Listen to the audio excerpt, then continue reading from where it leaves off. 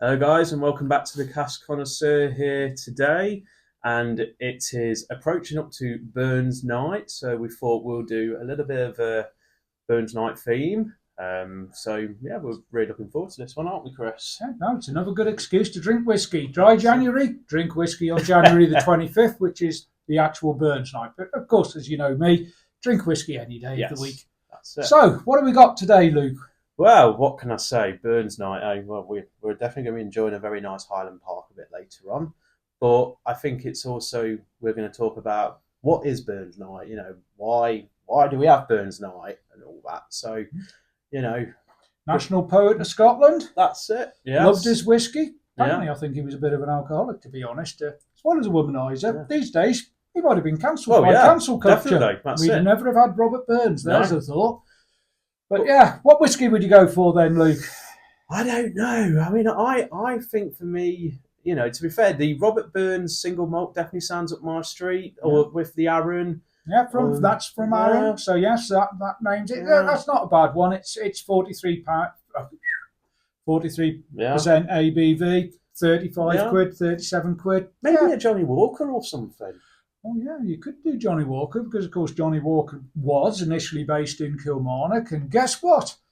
Robert Burns' first book of poetry, poems chiefly in the Scottish dialect, was published in Kilmarnock in 1786. Now, I always love an historical link. So the book initially cost 3 shillings. In old money, that's 15p to you youngsters who don't remember old money. 15p, okay. There were 612 copies produced or printed originally. Wow. Now, doesn't that sound like a limited edition whiskey? Anyway, absolutely. Yeah. But let's think about this 15p, Luke. Yeah. How much do you think that would be these days? Oh, 15p, crikey. Back these days, oh God, it's hard to think now. I bet that's roughly a couple of thousand, I reckon. Oh, it could be that much. Definitely a good bottle of whiskey. Yes. And just to provide some context, our house was built in 1768. It was a 2 up, 2 down. They had a kitchen, a lounge, and 2 bedrooms. Bathroom, obviously, external in those days. We had 2.5 acres of land, which was supposedly sufficient to provide enough food for the family. And the guy who built it, he was actually a basket weaver. Oh, okay. And it's also very interesting because his brother lived across the other side of the valley. He was the blacksmith. Yeah. Now, who had the money, the basket weaver or the blacksmith? I would say it would have been the blacksmith. Correct. Yeah. And the blacksmith brother actually bailed this chap out a few times. Wow. But anyway, that's enough on there. So basically, our house cost £30 to build, which it was that price these days. So I reckon 15p, you've got to be looking at £100, £200, which is another interesting kind of way out equivalent. Of it then, by saying a couple of thousand, way out of it. But yeah, £100, £200. So that was an expensive thing. So good bottle of whiskey. Absolutely. So Kilmarnock, coming back to that, definitely any Johnny Walker because of that link. And then any other breweries? Distilleries. Gosh, this is what dry January does to you. You get more senile. I don't know, probably something Lochlea or something, anything from around that area. Yeah, well, Lochlea's in the heart of Ayrshire, and Robbie Burns and his brother worked the land at Lochlea Farm. So anything from Lochlea has an association, and to be honest, basically any other lowland whiskey will have some sort of association with Burns somewhere along the lines. Can we think of any others? What about a Loch Lomond? I think a Loch Lomond has to... Yeah, Loch Lomond. Loch Lomond, one of those underrated distilleries. Very nice fruity whiskies. And we can link that to Burns because apparently he visited Loch Lomond on his one and only tour of the Highlands in 1787. Okay. So yeah, crumbs. What's that? 200, nearly 240 years ago. Gosh. Anyway. Okay. So never mind. And then I'm going to make Luke sweat a bit here because of course there's 2 things you should say on Burns Night. How do you say cheers or good health more appropriately? Good health Gaelic? I would say it is pronounced Slán Juvar. Yeah, I'd go that's not too bad. Slán Juvar. Now, that's not too bad. Now we'll try something. If you want to appear intelligent, on Burns Night, you can welcome your guests with what? How would you say Happy Burns Night? Happy Burns Night. No, this one was a hard one. It took me a while to learn. So I think it's pronounced Oika Burns, I think, or something like that. Or I'd go for OK Blast Burns. That's it. OK Blast Burns. I was close enough. So it could be Oak. Oak. Or OK. We're, to be honest, not really sure. But we'll get away with this because any of you who've watched any of the distillery videos of how you pronounce the names of the distilleries, you'll realise that obviously there's different dialects in any language. Yeah. And even the locals to some of these distilleries don't seem to be consistent in how they pronounce it. So apologies if we've insulted you, but you've got a chance at least of appearing a little bit intelligent on Burns Night. Yes, absolutely. Or maybe not. Or maybe not. Depends on how you want to go. So, right, the bit that's always the best bit. Are you going to pour or shall I? I shall pour, yes, I shall pour. So today we are reviewing a Highland Park 18-year-old, and it's a Viking Pride. Okay, I don't mind a Highland Park. I don't think I've tried one for a long time personally, but no, looking forward to it, and it'd be interesting to see what this actually pairs with. It might pair with any traditional Burns Night food. Yeah, correct. Maybe it will. Now, Highland Park used to be my favourite distillery in the 1990s. Kind of went off a boil a bit, I think, about 2010. So this was a gift at Christmas from my lovely sister, and so gave me a good excuse to try it. Opening a full bottle of Highland Park is relatively expensive. The 18-year-old comes in at about £140 from the distillery, so it's not the cheapest in the world. I have my ideas as to what I think part of a Burns Night meal it'll go with, but let's see. Let's see. Well, I'm loving the colour on that for a start anyway.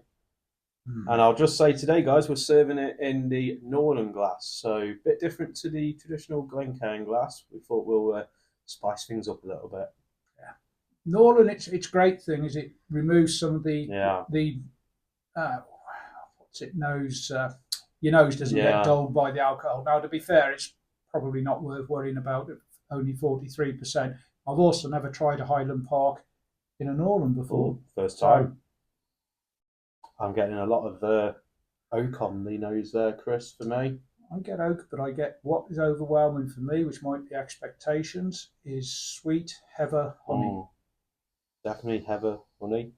And that's the interesting thing, because Highland Park is a peated whiskey. Yeah. Only mildly, but it's a sweet peat. It's completely different to the Isla peats. And basically, there's differences in how peat forms. And in this case, this is all based on heather. And this is why you get this. That lovely sweetness, sweet heather honey is how I look at it. Yeah. Imagine that going on my toast. And that's lovely.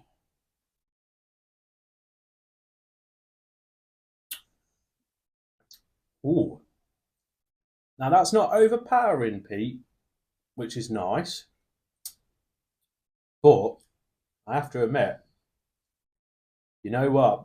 I could pair that with a good piece of haggis right now. Oh, I think that would go very nicely on its own with haggis. But I'll tell you what I'm really thinking is, what's the pudding you have on Burns like? I think I can actually pronounce this one correctly. Cranachan. Cranachan is how Cranachan. You're close. I was close. Mind you, maybe I'm wrong. And Cranachan's a mixture of basically raspberries, cream, and oatmeal, and it's very nice. A drop of this on that would go very, very well. Actually, I can see that going well with the haggis, to be honest. Or even if you put it inside the gravy that you're having with the haggis. I wouldn't use an 18-year-old malt for gravy. I would say with the gravy, if you've got, I don't know, a 12-year-old Highland Park, that might be a good thing, maybe, But probably with the gravy, you just want the whiskey flavour, I'd argue. Yes. But as a side, that is absolutely actually very, very good. Okay, so we've had pudding. Yeah. We're doing this the wrong way round, I know, we are. We had pudding first. What's the main course on Burns Night? Main course, of course, is your traditional haggis, which is served with neeps and tatties. Now, haggis being your meat. Okay. Now, traditionally, I do remember quite well from an old little story that I read. The server, so it would go round the whole room. I think this is correct. This is from what I can remember from a little party that I saw once. The server would go round the room. The knife would be in the middle of the haggis, and then they would normally cut down to. I think it's almost like a salute or something that they do. Basically, a toast to the haggis. Toast to the haggis. So you've got to stick, if you like, the knife you're going to open the haggis up. Now, that can be quite difficult because sometimes when you boil a haggis, the bag that it's in ruptures. And as most of you know, haggis is actually kind of loads of bits and pieces. Yes, mixtures together. But it mixes together beautifully. I love haggis. What's neeps? Neeps, so that is a type of swede which you serve with the haggis. Yeah, batch neeps. Yeah, it's very, very nice. Almost, but could you include turnips into that as well, Chris? I think historically it was more likely turkey than turkey.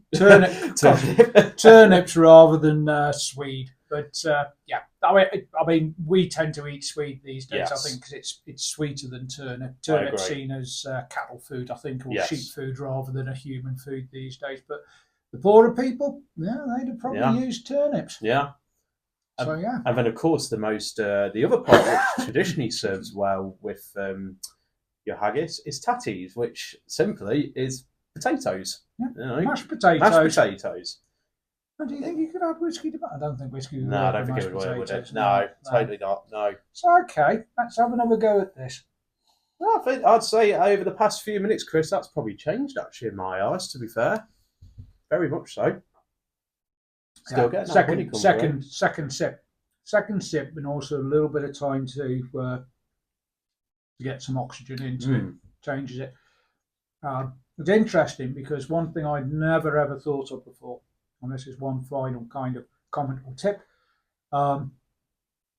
Once you open a bottle of whiskey, it will start changing, which is great. If you open it and go, that's not particularly good, or that's a bit harsh. Yeah.